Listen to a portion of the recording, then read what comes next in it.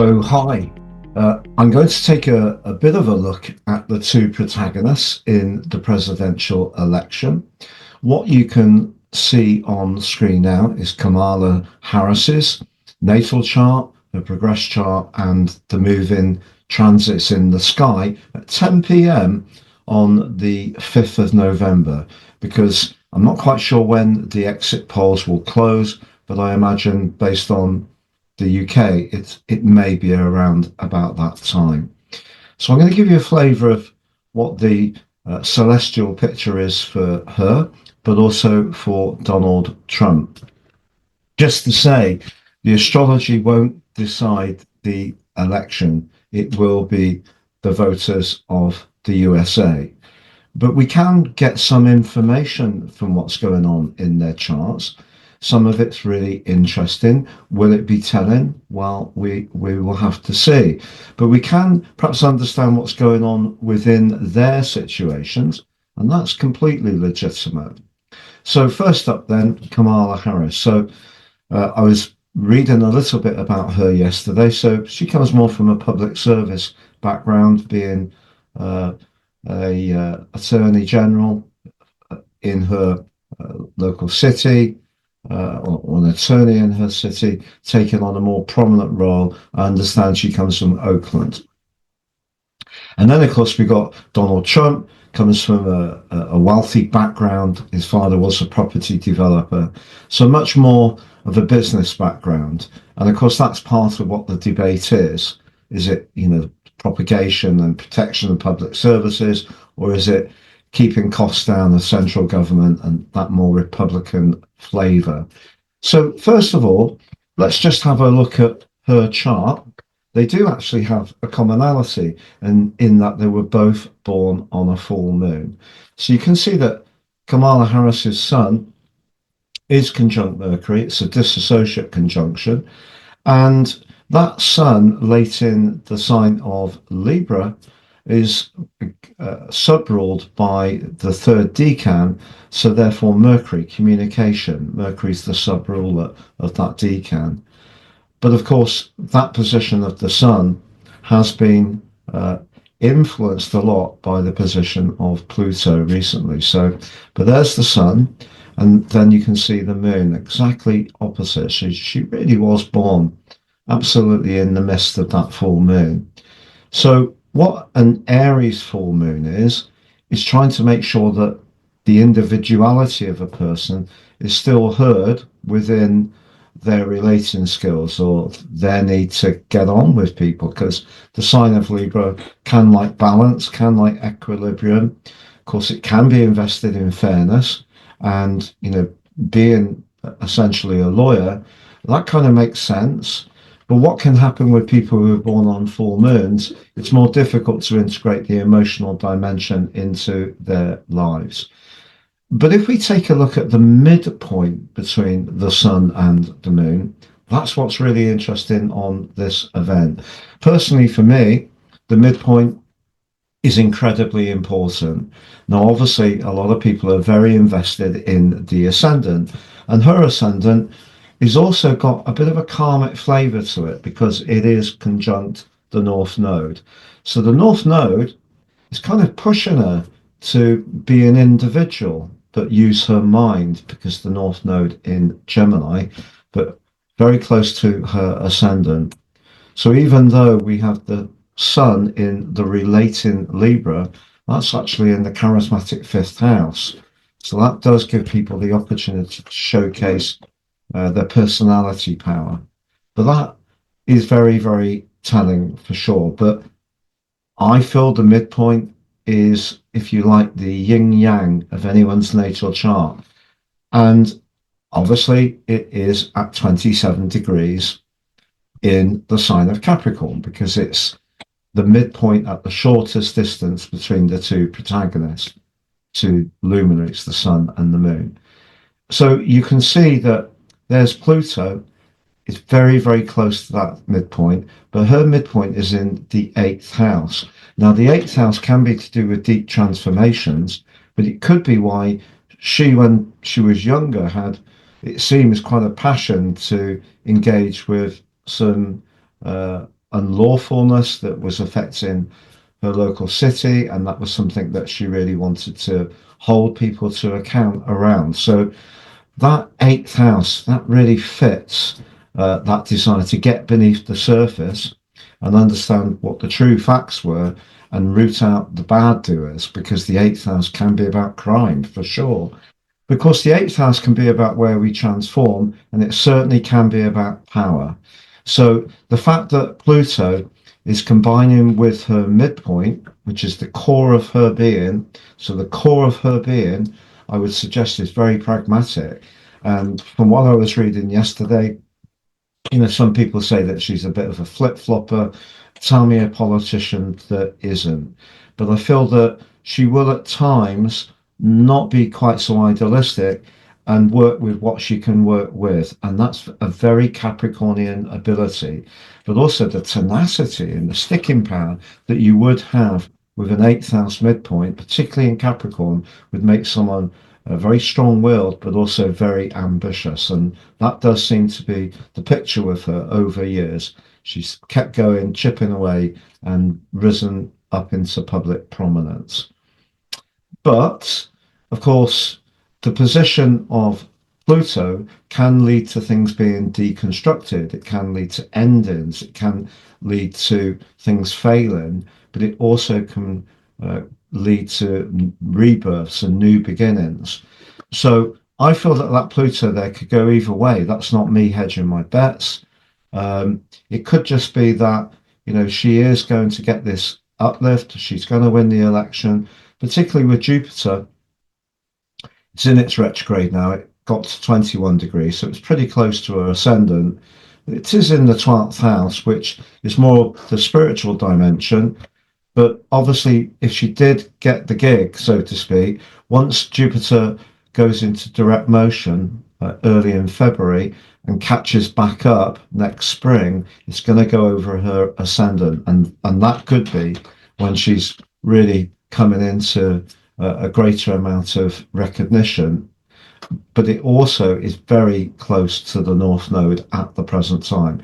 So that's a very karmic link as well. So Pluto on that midpoint and Jupiter on her node, but also very close to her ascendant.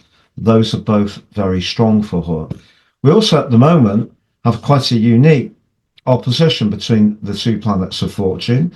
Venus the lesser and Jupiter the greater benefics are impacting directly on her first and seventh house cusps.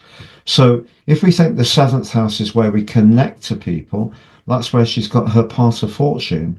And her part of fortune is conjunct the south node in the seventh house. So this person may have an ability, which may not be something that any Republican viewers might like, but she may have an ability to connect.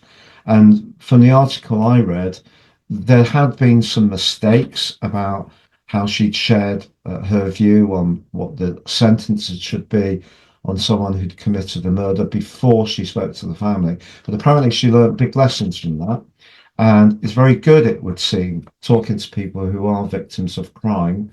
And so those relating skills that are there in her natal chart are being glowed up at the moment by the position of Venus.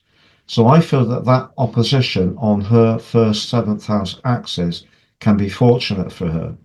Now, if you're familiar with the concept of a progressed horoscope, the next part of what I'm going to talk about will come very naturally to you. If you're not so sure, I'll just explain the process.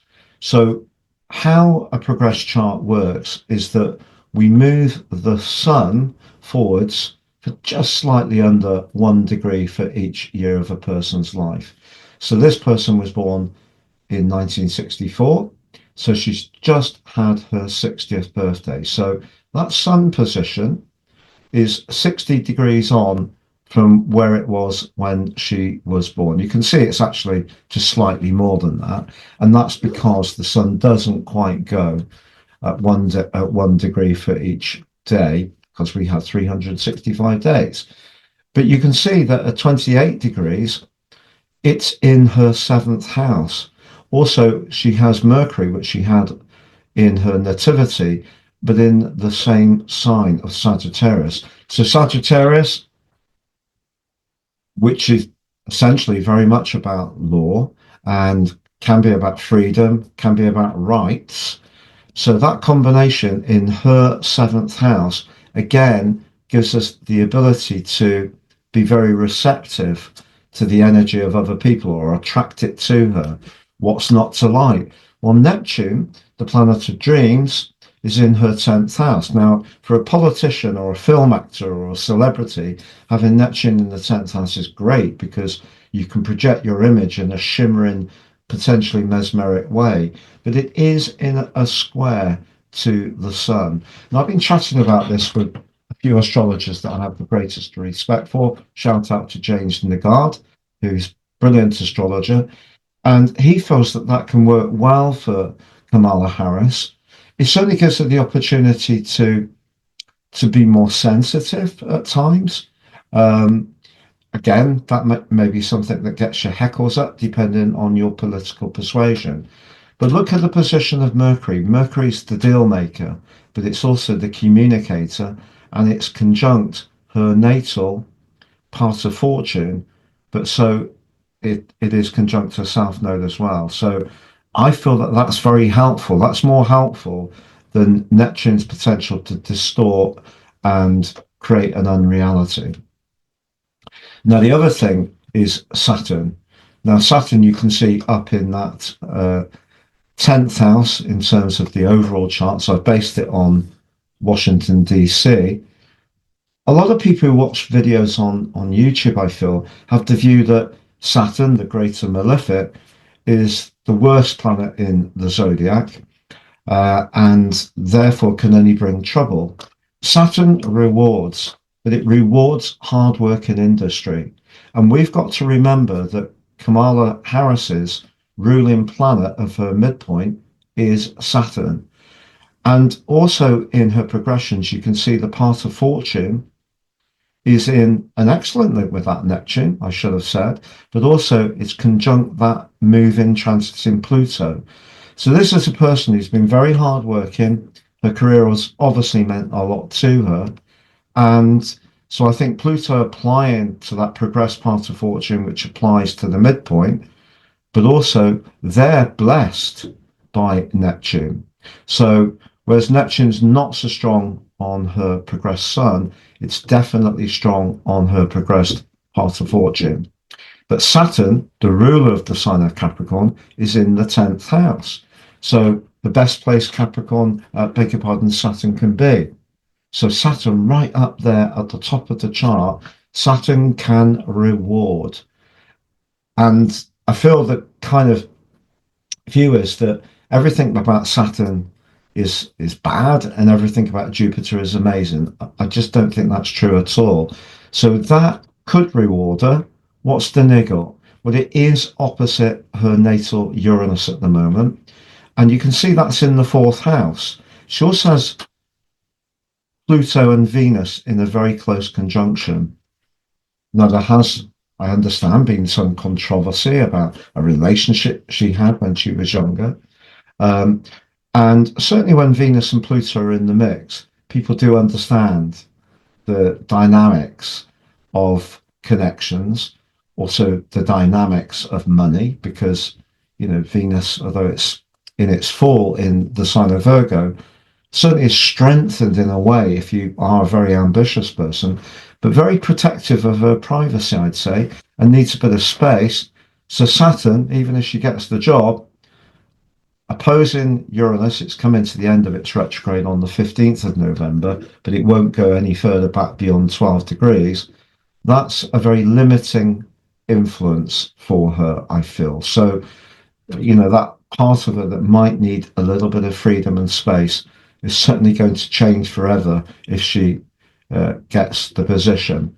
Finally, Uranus, the planet of change, the planet of disruption, which has been causing enormous mischief in the sign of Taurus since March 2019 full time, when it went into Taurus for the first time 5 months into 18, mid-May, it was square Mars. And that's really what's happened since then. We've had huge volatility around the cost of food, fuel, nation states. We've seen a lot of border activity, season of land, which is very Tauran, and Uranus very rebellious. But Uranus for her is conjunct her Jupiter, but it's in the 12th house. So again, that could be a little bit of spotlight for her that's a bit a bit challenging. But when we have Uranus and Jupiter together, things can happen very quickly. Maybe something is yet going to come out in the open before people have finished casting their votes tomorrow. I appreciate that lots of people have already done it already, but I feel that that is quite intriguing. But if we think about the midpoint, we have Pluto on it, which can be about transformation. It could be about achieving something fresh and new, a resurrection, but it could also be about a destruction. But we do have the position of the part of fortune in the mix. Neptune's blessing this relationship. And we do have Saturn in the 10th house, which I think gives her gravitas and the ability to take and seize a big position, which she seems to have had an appetite for her life over. Interesting thing about the two candidates, they've both got Mars in Leo. And Mars in Leo, it's just gone back into Leo. I'm recording this on the 4th, so it's gone back in today. It's going to be there for 9 weeks initially, goes retrograde on the 6th of December, then returns to Cancer, 6th of Jan, then returns 18th of April through to the 17th of June next year. But you can see for her, Mars is in the 3rd house. So very much the communicator, but passionate about conveying the message in an assertive way. But what Mars in Leo gives people is the ego, essentially, to be in the limelight. So that's a very, very potent position. And, I feel that one of the key things in any nativity is the planet that's closest to an angle. And in her chart, it is the North Node in the 1st house. 24:30, it's only 5 minutes away from her ascendant. So that is the most influential position. But look at the position of Mars. Mars forges a sextile to her node, but also to her ascendant, but also to her descendant. So it could be argued that Mars is also hugely influential in her nativity. So that gives you a flavour. As I say, it won't mean that she will definitely get the gig, but you can see why she might. Just on Saturn in terms of the progressions, you can see that when she was born, Saturn was in a retrograde, as it is each year, of course. So that's why it's taken so long to emerge forwards, because in progressions, the moon moves 1 degree every 4 weeks. You can see the ascendant is at 15 degrees in Leo again. So the last roughly 15 years has given her a greater opportunity to raise her profile and be very charismatic. That Leo energy, which loves the spotlight, loves the limelight. So this chart is looking good. You could argue, however, that Pluto squaring her sun, as it has been, and T-squaring her moon, which has just come into an end, hasn't made it a particularly easy time for her the last couple of years. But that part of fortune being conjunct that midpoint, I would say there's something karmic about her situation, and I think she will just get it. But you mustn't think I'm being partisan here. I'm trying to be strictly professional, but I'm going to show Donald Trump's chart now why I believe this. But he does have some good stuff going on, but I feel there's something karmic about this situation. We'll see if I'm right or wrong. So let's just have a little bit of look at Donald Trump. You can't see it on the screen because I'm not showing it, but he has a fixed star on his ascendant called Regulus. Now, Regulus is a very mesmeric influence, and because his ascendant is on the anaretic degree, that's hugely powerful. And in terms of another politician that you might think of that's influenced by Regulus, Boris Johnson's midpoint is conjunct Regulus as well. So, but his Regulus position and ascendant is conjunct Mars. Remember, Kamala Harris, Mars in Leo, third house. Donald Trump's is in the 12th. So this is the person who feels constantly persecuted. That's the story, you know. Uh, but Mars in Leo needs an awful lot of attention for sure.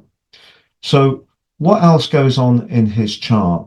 Well, he has the moon in Sagittarius, and a bit like with Kamala Harris's part of fortune being conjunct her south node, his is actually conjunct his south node, his moon, in the fourth house of home family.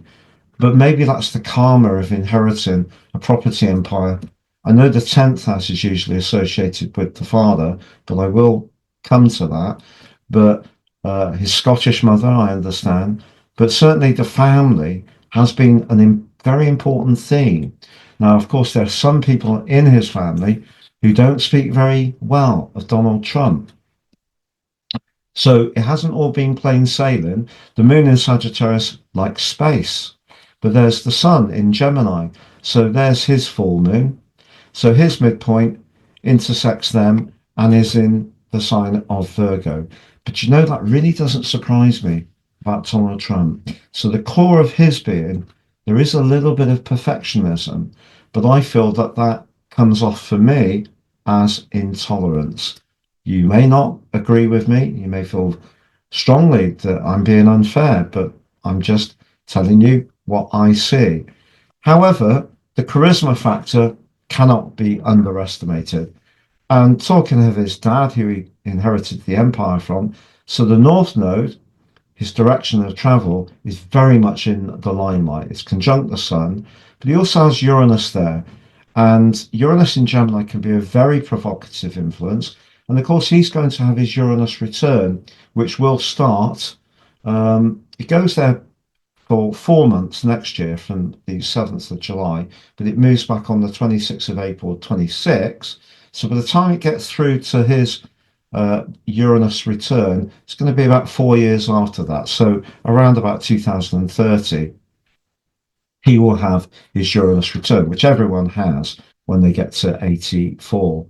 But you can see that that combination does give a lust for the limelight, but also makes someone a communicator because it's Gemini. But we must remember that some people would see Gemini as being chatty, effervescent, changeable, perhaps a bit flirtatious, maybe have many different ways of expressing opinions, but also have a gift for getting on with all sorts of different people. That's often underestimated, the genius of Geminis, but it's also the sign of the magician.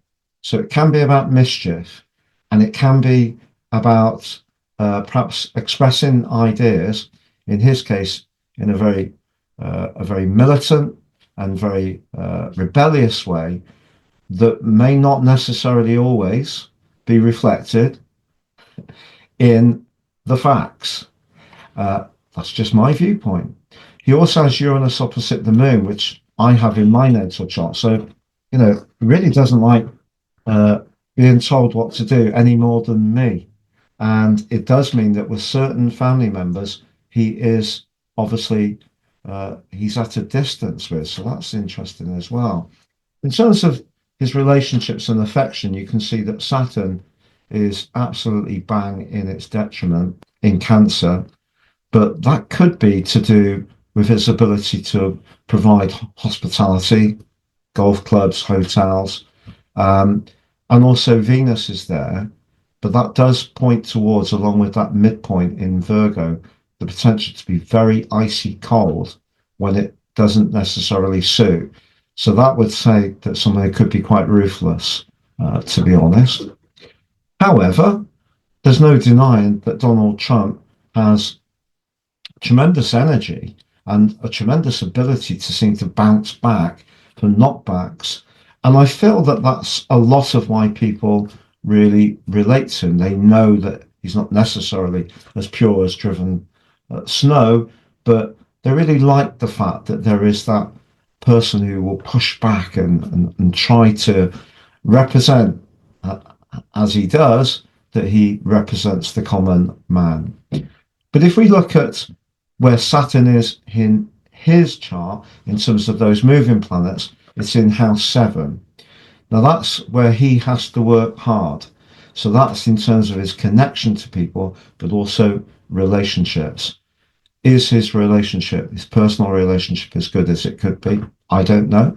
But that would perhaps be where the challenge is. Would that be where he would get his reward? Well, there's been so much stuff around his relationship with women. I don't think he's getting much reward there. I think it's more the karmic side of Saturn of flagging up the misdemeanors, if I'm really truthful. Also, you can see that Uranus, right high in the sky, which is tracking backwards itself, is on his 10th house cusp. And that's pretty broadly in a square with his first and seventh houses, but also it's in a square with Mars in the 12th house. We could even get some more revelations about him before uh, the end of the fifth or very soon after. I also feel, however, that he does have some blessings in terms of his moving planets.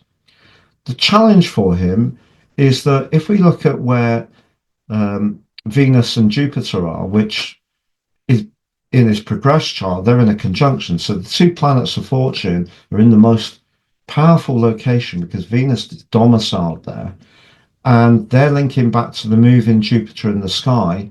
That's really useful, but they're also in a great link with the Sun. So Sun trine Jupiter, blimey O'Reilly, that's really helpful to his prospects to win this election.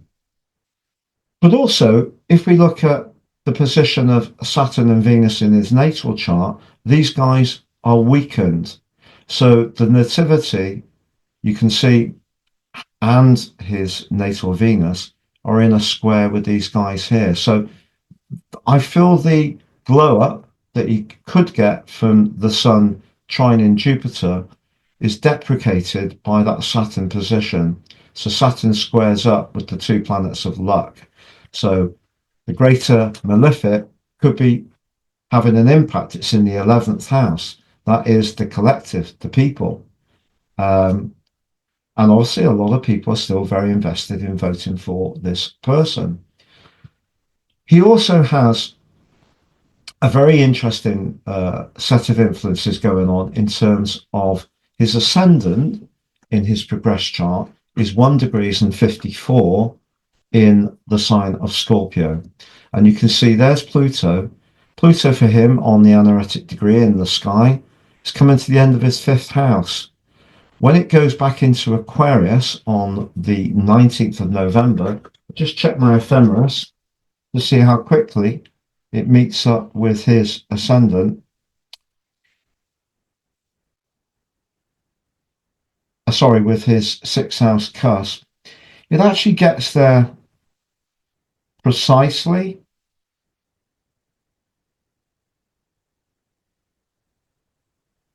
by around about the inauguration itself, around about the 21st of January. But unfortunately for him, having Pluto square the ascendant, whether it's in a natal chart or a progress chart, is one of the most challenging aspects of all, truly. And of course, Pluto will move into the 6th house of, it could be said, wealth there. You know, some astrologers will argue that Scorpio is the sign of health. Others would say it was Virgo. Virgo is certainly about where we can be more virtuous, more organized, where we could get a little bit better about what we eat and drink, take a bit more exercise, make sure we rest, go to bed early, all that kind of good stuff. But Pluto is going into his 6th house, and Pluto can be about, obviously, ends and beginnings. And I would say squaring the ascendant, even if he gets this vote and becomes president, I think he's in with Uranus on the 10th house, pretty well T-squaring his ascendant, descendant, more exactly T-squaring his Mars, and that Pluto squaring his ascendant. I think this is going to be tough, very tough. I think there could be stuff around his family, his personal life. anything to do with property, fourth house, some deeply emotional stuff, especially with Saturn in the seventh. You'd much rather have Saturn in Libra is exalted, so it's not the worst position to have Saturn in, but it is in Pisces, which means it's at the end of it's the culmination point. So it's the last 28 years or so shakeout. Once Saturn moves into Aries fully at the start of 2026, we start the next 29.5 year epoch. So there could be some shakeout with him about what's gone on over the last 28.5 years, I believe. And so there could be more to come out, especially when Saturn moves forwards. I said some while ago that whatever happened to Donald Trump, I feel that when Saturn goes across his eighth house cusp, I feel it will be very powerful for him. I just look when it gets to 23 degrees, because of course it's going to speed up through the spring. So just broadly 23, 20th of March.